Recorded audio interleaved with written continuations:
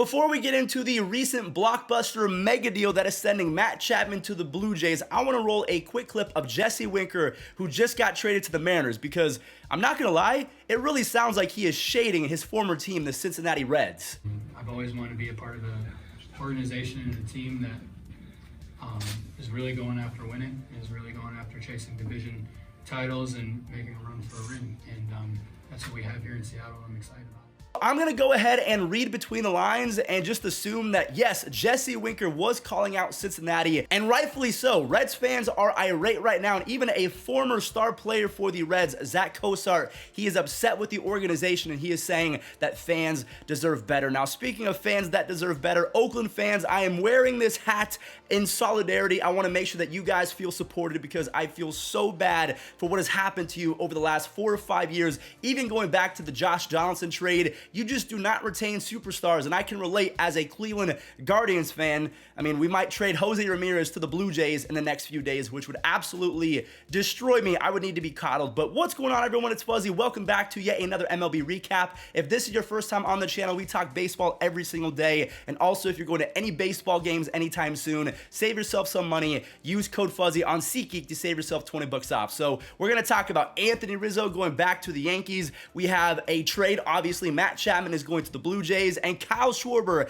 has found himself a brand new team. So let's go ahead and talk about all of that right now. First and foremost, the breaking trade that just happened, a blockbuster trade in my opinion. Matt Chapman is going to the Blue Jays in exchange for 4 prospects. So if you're an Oakland fan, pay attention. Let's go ahead and talk about what you're getting in return for Matt Chapman. You are getting 22-year-old right-handed pitcher Gunnar Hoglund. He was taken with the 19th pick just a draft ago. So he's a young up-and-coming. They believe that he's going to be a star. He has a mid-90s fastball with nasty off-speed and really good control. So the A's are hoping that he can turn into a, Sonny Gray 2.0. If you don't remember, Sonny Gray back in the day when he was with Oakland, one of the premier pitchers in baseball. So they're kind of hoping he can turn into that. They also got 25-year-old shortstop Kevin Smith. He had 21 home runs and a 931 OPS in AAA last year, which is really good. But then when he got called up, yeah, he had that home run, but that was one of his 3 hits in 32 at-bats. He had, I believe, a 6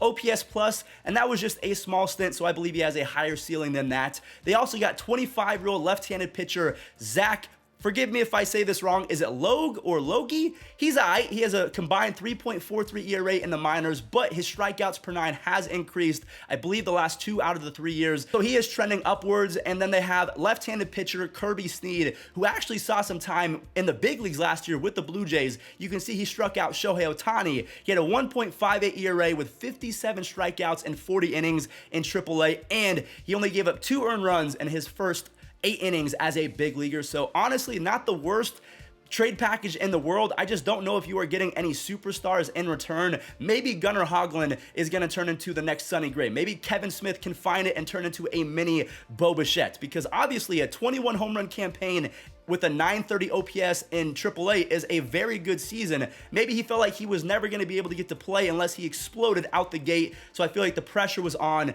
and he succumbed to it. But that is what the A's are getting. 22-year-old right-handed pitcher, the 19th pick from the latest draft, Gunnar Hoglund, 25-year-old Kevin Smith, 25-year-old left-handed pitcher Zach Lowe, and a left-handed reliever in Kirby Snead. Now let's go ahead and talk about what the Blue Jays are getting, because the Blue Jays are coming for the AL East crown this year. They get 28-year-old Matt Chapman, who is in the conversation. Yes, this is not hyperbole. This is me not being dramatic. He is in the conversation as one of the best defensive players in history.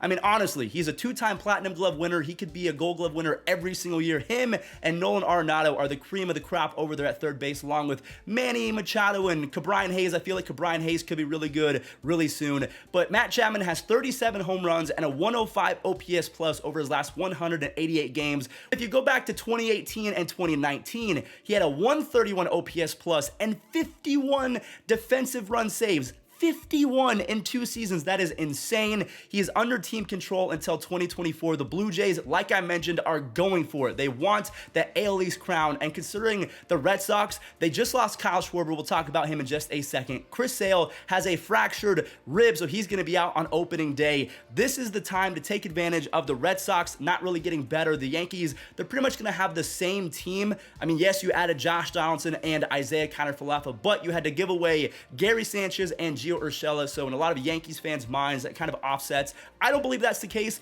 Josh Donaldson is definitely an upgrade over Gio, and Isaiah Kiner-Falefa, he's all right, but the Blue Jays, they right now are the favorites in the American League East, and that's all you really have to say about this trade. Oakland has acquired 10 prospects in the last week between the Matt Olson trade, the Chris Bassett trade, and now the Matt Chapman trade. They've also lost Mark Canha, they've lost Starling Marte, they've lost Marcus Semien, they've lost Josh Donaldson, they've lost so many key pieces that could have built a dynasty if Oakland would have just spend some money. But again, small market teams like the A's and the Guardians and the Pirates and the Rays, we have to do certain things in order to keep a strong team intact, because we're not going to give a guy $35 to $40 million, and you didn't have to with Matt Olson because he signed for $22 million, and Matt Chapman, because of his down last 2 seasons, he's probably going to get anywhere from $20 to $25 million. But that wraps up the Blue Jays trade, acquiring Matt Chapman in exchange for 4 prospects. Seiya Suzuki is going to the Chicago Cubs on a 5-year deal worth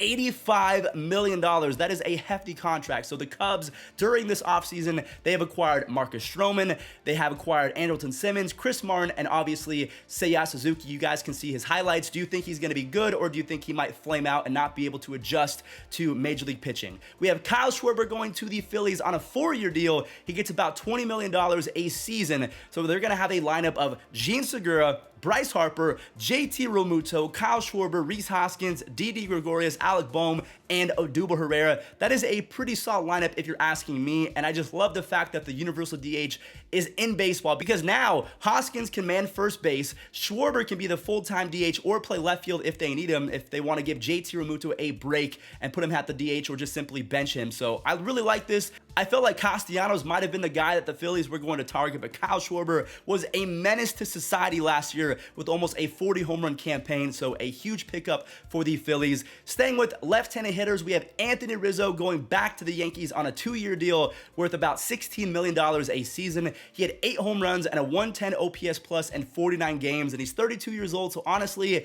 they're saving a whole lot of money by not giving it to Freddie Freeman, and this all but confirms that Freddie Freeman, he is not going to the Yankees, and Luke Voit, we expect him to probably get traded in the next few weeks or days. We have Andrew McCutchen going to the Brewers. He will be the primary DH. This is a perfect example of why the universal DH is a great thing. Along with Nelson Cruz going to the Nationals, you have Nelson Cruz as a DH, Kyle Schwarber as a DH, Andrew McCutchen, he is going to be extending his potential Hall of Fame career in Milwaukee. He has 27 home runs and a 109 OPS plus. He's going to be 35 years old, and his defense is borderline horrific, so the DH is going to come in handy. Brad Miller, he is going to the Rangers. He can play every single position minus catcher. He has a 112 OPS plus and 27 home runs over the last 2 seasons. And then last but not least, this one just came out, Eddie Rosario, the NLCS MVP, the postseason legend in Atlanta. He is going back to the Braves on a 2-year deal worth about $19 million over those 2 years. So that does it for today's video. Thank you all so much for watching. And to end today's video, let's go ahead and show Matt Olson's first bomb as a member of the Braves, because I don't think it's landed yet.